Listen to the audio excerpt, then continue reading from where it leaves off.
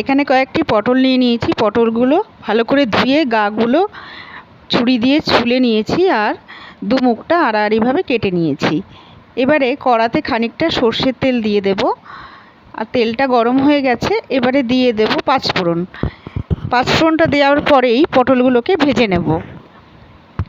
এখানে সব পটলগুলোকেই ভেজে নিচ্ছি একটু নুন আর হলুদ দিয়ে। ঢাকা দিয়ে দিয়ে ভাজলে কি হবে, পটলে তেল কম টানবে আর পটলটা খুব সুন্দরভাবে ভাজা হয়ে যাবে। আর এখানে সর্ষে আর 4টে কাঁচা লঙ্কা নিয়েছি, এটাকে বেটে নেব।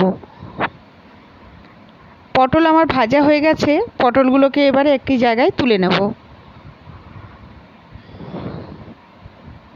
এখন এই গরমে পটলের রেসিপি বিভিন্ন রকমের হয়, তবে এই রান্নাটা কিন্তু নিরামিষ দিনে কিন্তু করতে পারেন। এবারে টমেটোটাকে ভেজে নিয়ে সর্ষে বাটাটা দিয়ে দিলাম। সর্ষে বাটাটা একটু নেড়ে চেড়ে এবারে পটলগুলো দিয়ে দেব। পটলের সাথে সর্ষেরটা একটু নেড়ে চেড়ে অল্প একটু শুকনো লঙ্কার গুঁড়ো দিলাম আর বাটি ধোয়া জলটা দিয়ে দিলাম। দিয়ে নেড়ে চেড়ে ঢাকা দিয়ে দেব, পটলটা যাতে ভালোভাবে সেদ্ধ হয়ে যায়। এবারে এর মধ্যে অল্প একটু চিনি দেব, দিয়ে আবার একটু নেড়ে চেড়ে ঢাকা দিয়ে রাখবো 1 সেকেন্ডের জন্য, যাতে চিনিটা গলে যায়। হয়ে গেছে সর্ষে পটল, এবারে নামিয়ে নেব।